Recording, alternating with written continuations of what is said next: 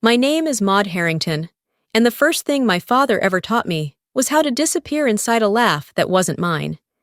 He called me his lazy, heavy girl, loud enough for the whole world to hear, and the crowd always chuckled. Never with me, always at me. I learned early that humiliation doesn't just sting in the moment, it drills itself into your bones, waiting years for the day it can finally break free. The ballroom shimmered with crystal light, every chandelier casting sharp reflections across rows of polished glassware. Laughter and clinking silverware floated above the hum of polite conversation, the kind of practiced warmth that fills a room when people are determined to perform happiness. I sat quietly among them, my hands folded in my lap, trying to disappear into the folds of my navy dress. It was simple, deliberate, a shield against the extravagance swirling all around me. Mark stood at the head table with Jennifer, glowing in lace and certainty, the picture of youth at its most hopeful. My son's smile carried both nerves and pride, and I felt the familiar tug of relief in my chest. He had made it here, to this day, despite all the weight I once carried alone. The Hastings family moved through the crowd with the ease of people born to wealth, their laughter crisp, their eyes flicking like invisible scales that measured everything: shoes, accents, gestures. I felt their judgment like a draft at the back of my neck, subtle but cold. Still, none of that stung as much as the awareness of him, my father's presence, though he had arrived late, rolled over the room like a shadow slipping under the door. His cologne reached me before his voice did, sharp aftershave and the smoke of old menthols.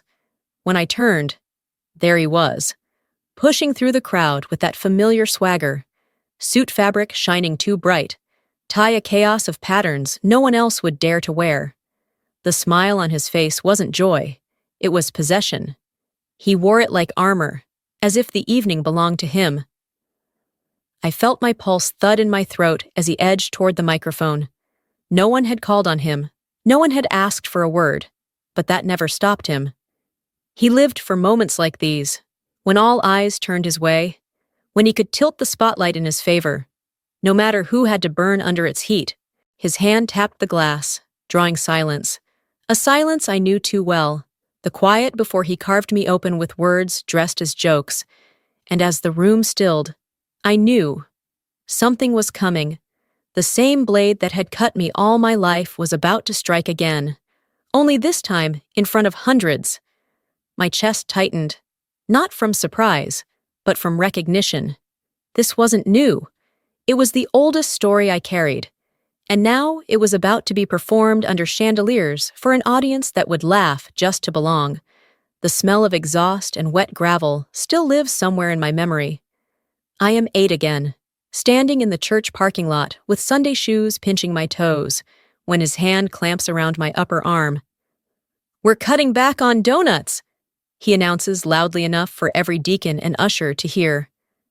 Their laughter bursts out like gunfire, quick and mean, and I drop my eyes to the pavement. That was always the ritual, his words, the crowd's laughter, my silence. It didn't stop there. At the grocery store, at the potluck, even at the dinner table, he kept a stockpile of jokes ready to turn me into the punchline. My mother tried to patch the damage the only way she knew how. An extra spoon of meat stew, a second helping of bread, small offerings that never quite covered the sting. My brothers got words like sharp and quick, tossed to them like candy. I got comparisons to weight, clumsiness, laziness. I learned early to shrink myself, to stack parts neatly in his repair shop, sweep sawdust without being asked, disappear into usefulness so he would have nothing left to mock. But the ridicule bled out of our house and into the world. Teachers smirked at stories he told at parent nights. Classmates repeated his nicknames behind my back. I became the family's traveling anecdote, the girl in someone else's joke, and no one ever paused to ask how it felt. By 19, I had stopped waiting for anyone to defend me. I signed the enlistment papers during a lunch break and hid the carbon copies inside my math book. When I told him, he barked a laugh around a mouthful of food. "You won't last the first shouting," he said, waving me off. But the shouting saved me. The cadence of a drill sergeant's orders drowned out his voice in my head, and discipline became a language I could finally understand. Stubbornness turned into stamina, silence into command. On a mountain road in Afghanistan, when comms went dead, I climbed from vehicle to vehicle, rallying a convoy that could have been lost. One of those men later sent a picture of his daughter riding a bike, alive because I had done my job. I never told that story at home. Promotions came quietly. Captain, major, then full colonel, yet each trip back to Ohio, I zipped myself into soft cardigans, left my ribbons in a locked wooden box, and let him believe whatever version of me suited his story. He told relatives I shuffled papers in some office, failed at everything worth mentioning, even at Mark's wedding. I catch the flicker of pity in the Hastings' eyes, the polite dismissal reserved for women who seem small. And still I keep my silence, knowing that in his hands even my victories would be twisted into another punchline. The dinner hour had reached its peak. Music swelled from the bandstand, glasses lifted in polished hands, and the Hastings family's laughter floated through the air like it had been rehearsed. I sat still, folded into the corner of a table surrounded by their friends, men in tailored suits, women in silk and diamonds, doing my best impression of invisibility. It was safer that way, to fade into the linen and crystal rather than invite inspection. Then, as if on cue, he rose. My father, not listed in the program, not asked to speak, but claiming the room as though it had been built for him. He gripped the microphone with a confidence that wasn't earned but assumed, and the conversations tapered off one by one. He began harmless enough. Thank yous, a quip about country club food, but soon his voice shifted into the cadence I knew too well. He launched into a funny story. Me at 12, supposedly devouring 3 hot dogs at a fundraiser while everyone laughed. Polite chuckles spread like ripples across water, filling the room with a sound that scratched the skin. The truth, of course, was different. My brother had eaten 2 of those, but accuracy was never the point. The point was always the laugh, always me at the center of the ridicule. He leaned into the microphone, smirking, and delivered the cut he'd been sharpening all evening. This is my daughter, lazy, heavy, never amounted to much. The laughter that followed wasn't joy. It was obligation, 500 voices rising together, shallow and cruel, stabbing through me like pins. I sat frozen, heart hammering, aware that the joke was never just a joke. It was a verdict, and the ballroom was his courtroom. Heat flushed up my neck, a dizzy wave that made the edges of the room blur. My instinct screamed at me to flee, to vanish into the shadows like I had all my life.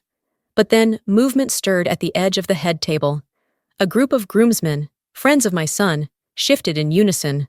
I blinked, recognition flooding me. Their faces weren't just familiar, they were mine. Afghanistan. Men who had once stood under my command, who had followed me through dust and fire. They had been there all along, quiet, watching. One of them met my eyes, then another. Their silent question hung heavy in the space between us. Is it time? My chest tightened, but I gave the smallest nod. Permission, alignment, whatever they needed to know, they saw it in that gesture. They set their glasses down, chairs scraped. 4 men rose to their full height, tuxedos pressed, but bearing the stillness of soldiers. And then, in one voice, "Sir, she's our commanding officer." The words cut through the hall, sharper than any shout. The laughter snapped off. The silence that followed was thick, electric, as though the air itself had divided into before and after. My father's face drained. He lifted his wine, maybe to buy a moment, maybe to hide. But the sip betrayed him. He choked, sputtered, Bordeaux spraying across the white cloth in a stain that bloomed like blood. Gasps scattered through the room. Hastings' faces turned pale. Guests froze mid-motion. And then came the final blow. One of the men, Miller, spoke again, calm but iron in his tone. "With respect, sir, we'd prefer you speak of her accordingly. She saved lives. She led us when it mattered." I didn't move. I didn't have to. For the first time, the truth had stood up on its own legs, and it carried more weight than all of his jokes combined. The declaration from the groomsman still hung in the air, sharp and final, when the ballroom fell into a silence so heavy you could hear the chandeliers hum. My father broke it with a strained chuckle, forcing his lips into a smile that showed more teeth than warmth. "Come on, folks. Don't get tense. Just a joke. Can't anybody here take a joke?" His voice tried for charm, but it wavered, and the hollowness clattered through the microphone. A few scattered laughs fluttered and died almost instantly.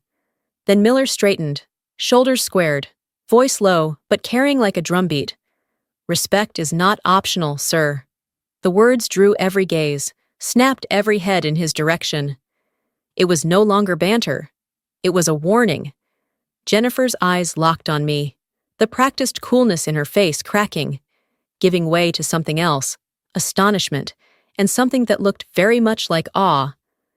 The Hastings, who had worn their superiority like a second skin, shifted uncomfortably, their certainty unraveling as realization took root. The woman they had dismissed had commanded men in war. For the first time, my father's swagger faltered. His hand shook as he grabbed another glass, wine trembling against the rim. The weight of the room was no longer his to command. And in that moment, he looked smaller than I had ever seen him, cornered in the very spotlight he had stolen. I walked forward slowly, the hush of the crowd parting around me. My fingers adjusted the microphone until its faint feedback quieted, and I stood steady, letting the silence ripen. Every pair of eyes was fixed on me, waiting, holding its breath. I spoke without anger, my voice even. "This day isn't about me. It's about two young people choosing each other. Marriage is the art of honor in close quarters. You don't have to be perfect to be honorable. You just have to tell the truth, especially when it would be easier not to." I lifted my glass toward Mark and Jennifer. The stillness cracked wide open with applause that rose like thunder, genuine and unforced. Chairs scraped back as the guests stood. Hundreds of glasses lifted in unison. They weren't saluting my father's humor. They weren't rewarding cruelty. They were standing for truth, for dignity, for something that couldn't be laughed away. I let my gaze sweep the room and pass over him without pause. Mercy refuses to audition. He sat rigid, his face pale, lips pressed tight, suddenly mute. The man who had ruled every room with a cutting word was now a shadow in the corner, invisible in the very hall he had tried to own. When the ballroom finally emptied, the echo of applause still clung to the walls, though hushed now, as if people feared breaking the spell of what they'd witnessed. Guests left in clusters of whispers, glances cast back at me with a mixture of surprise and respect. My phone buzzed with messages, thank yous, congratulations, quiet notes of solidarity, but one silence was louder than all the words. My father was gone. I expected it. Retreat was his habit, slipping into arrogance whenever truth cornered him. But this time, I refused to let the story end in his absence. 2 days later, I walked into the old repair shop in Ohio. The air smelled of oil and rust, of copper pipe and damp cardboard.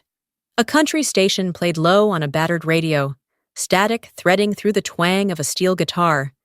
He sat hunched at the workbench, a pencil clutched in his fist like a weapon, eyes fixed on a ledger that seemed to hold him hostage. I didn't wait for him to look up.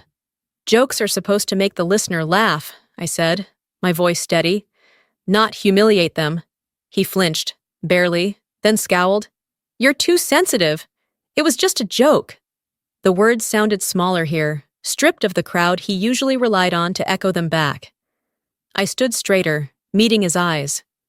"If you don't stop, I won't bring Mark here again. I won't let my son grow up inside the same circle of ridicule I did." The shop seemed to still. His jaw worked, but no sound came. He saw it then, my resolve, sharper than any punchline. For the first time, I wasn't asking for his approval. I was drawing a line, and he knew I wasn't bluffing. The shop was so quiet, I could hear the ceiling fan stutter with every turn. He stared at the ledger for a long time, the pencil frozen in his grip, until finally he set it down with exaggerated care. as if even that small act might break something fragile. His voice came low, roughened by years of smoke and pride. "All my life I mocked you because I was afraid," he said. "Afraid you'd outgrow me. Afraid you'd prove I was nothing without my cheap jokes." I waited for the anger to rise in me, but it didn't. What came instead was a steadiness I hadn't known I possessed when I was a child in his shadow. "You don't need to tear me down to stand tall," I said, each word deliberate. "But you do need to stop using me as your entertainment." His eyes flickered, then dropped. There was no apology, no grand gesture, only a curt nod, his jaw tightening like a man swallowing stones. It was clumsy, incomplete, but I recognized it for what it was, a surrender of sorts. In the days that followed, his change came not in speeches, but in small, awkward acts. One afternoon, he appeared at my door with a grocery bag. Inside lay a heap of tomatoes cushioned on a paper towel, the kind of offering that would stain a counter if not handled carefully. He cleared his throat and asked, "You got any salt?" It was the closest thing to contrition I had ever heard from him, disguised in produce and understatement. Another morning, he showed up at the Veterans Memorial, where a new plaque was being dedicated. I stood in uniform, the air filled with the solemn rhythm of folded flags and measured words.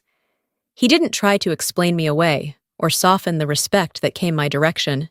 He simply stood beside me, silent, while strangers called me "ma'am" and shook my hand. For once, he didn't interrupt, didn't shrink me down to fit the version of me he was comfortable with.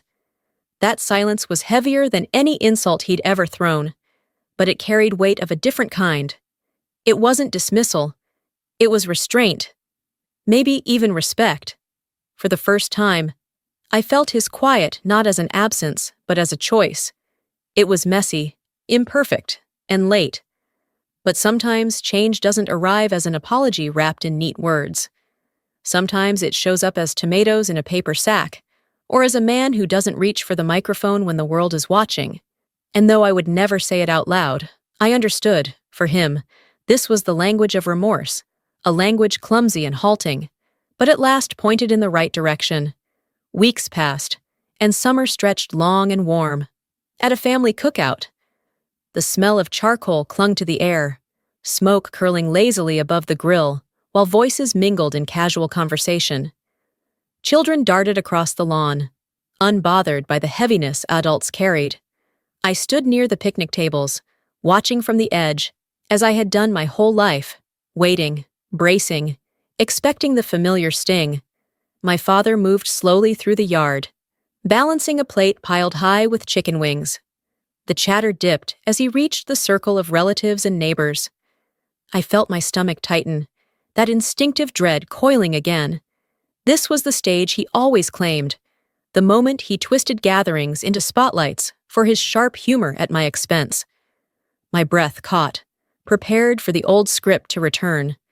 But something shifted. He set the plate down on the table, cleared his throat, and when he spoke, his voice wavered between strength and something far more human. "This is my daughter, Maud," he said, steady enough for everyone to hear. "She's led and cared for more people than I ever have. That's all I'll say." For a beat, the yard went quiet. Then came nods, murmurs of agreement, the weight of recognition rippling through the group. No punchline followed, no cruel smirk, just words that stood alone, plain and unadorned, but finally free of ridicule. I let the breath I'd been holding slip out slowly. I didn't need him to say he was proud. I only needed him to stop cutting me down, to release me from the role of family joke. In that moment, I realized revenge was never about humiliating him in return. The truest revenge was stripping away the only weapon he had ever used, his cruelty. And so, I smiled, not at his approval, but at the dignity I had reclaimed. Late as it was, his fragile respect still shifted the ground beneath us. It didn't erase the past, but it redrew the future. He drew the future. He drew the future. He drew the future.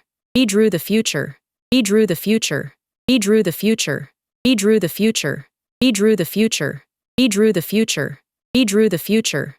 He drew